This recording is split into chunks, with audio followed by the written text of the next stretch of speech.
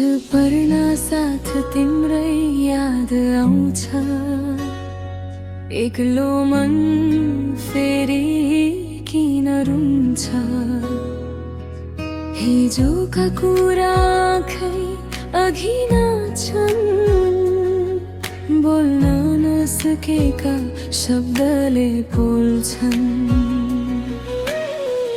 आफ्नै सपना तिमी बनाए,